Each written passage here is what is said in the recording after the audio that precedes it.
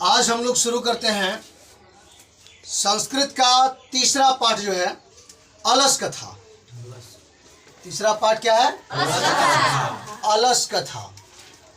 अलस कथा, ये अलस कथा जो है क्या है? इसका अर्थ होता है आलसियों की कथा। क्या है? आलसियों की कथा। आलसियों की कथा है ये, ठीक है।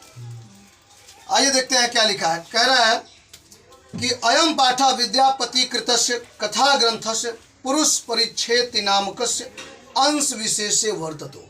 यानी यह जो पाठ है अलस कथा, यह विद्यापति द्वारा रचित है। किसके द्वारा रचित है? विद्यापति द्वारा रचित है। यानी इसके रचयिता कौन है? विद्यापति जी हैं, ठीक है। इसके रचनाकार हो गए।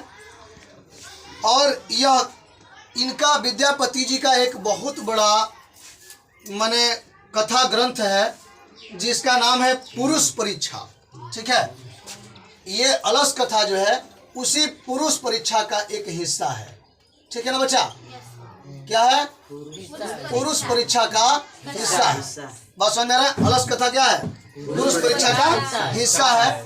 ये विद्यापति की रचना है पुरुष परीक्षा, जिसमें उन्होंने आलसियों के बारे में एक हिस्से में लिखा है जिसको अलस कथा का नाम देकर के आपके संस्कृत में तीसरा पाठ में डाला गया है, ठीक है।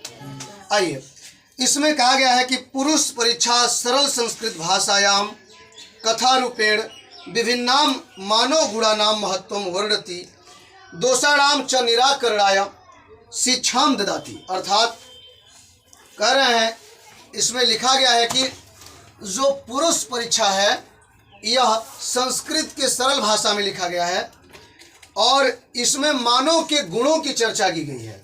मानव के जो गुणों का महत्व है उसके ऊपर चर्चा की गई है, उसके दोष का, उसके गुण का और उसके निराकरण और उससे क्या शिक्षाएं मिलती है, इन सारी चीज़ों का जिक्र विद्यापति जी ने पुरुष परीक्षा में किया है।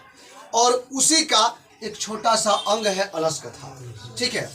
तो अलस कथा को कह रहा है कि विद्यापति लोकप्रिय मैथिली कवि आसित। क्या है? विद्यापति लोकप्रिय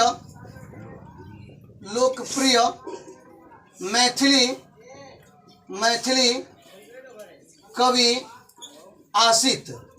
विद्यापति मैथिली कवि आसित, इसका मतलब हुआ कि विद्यापति, ये ध्यान रखिएगा कि ये जो है आपको अनुवाद बनाने के लिए दे सकता है एग्जाम में, ठीक है ना, कि इसका हिंदी में अनुवाद करें। तो विद्यापति प्रसिद्ध मैथिली कवि थे। क्या? मैथिली कवि थे। ध्यान दीजिएगा, यहाँ पे हमने यहाँ पे लिखा हुआ है अस्ति मतलब है, आसित मतलब थे, भवति मतलब होता है। तो यहाँ पे आसित है ना, विद्यापति लोकप्रिय मैथिली कवि आसित। तो विद्यापति प्रसिद्ध मैथिली कवि थे, यानी मैथिली भाषा के कवि थे विद्यापति जी, ठीक है। ये आ सकता है आपको एग्जाम में अनुवाद करने के लिए, ठीक है। और ये भी पूछ सकता है ऑब्जेक्टिव टाइप क्वेश्चन में कि विद्यापति जी कैसे कवि थे, तो आपको ध्यान देना होगा मैथिली कवि थे, ठीक है, लोकप्रिय मैथिली कवि थे। आगे लिखा हुआ है कि अपिच बहुना संस्कृत ग्रंथा नाम निर्माता अपि विद्यापतिरासित इति तस्य विशिष्टता संस्कृत विषय अपि प्रभुता अस्ति। अर्थात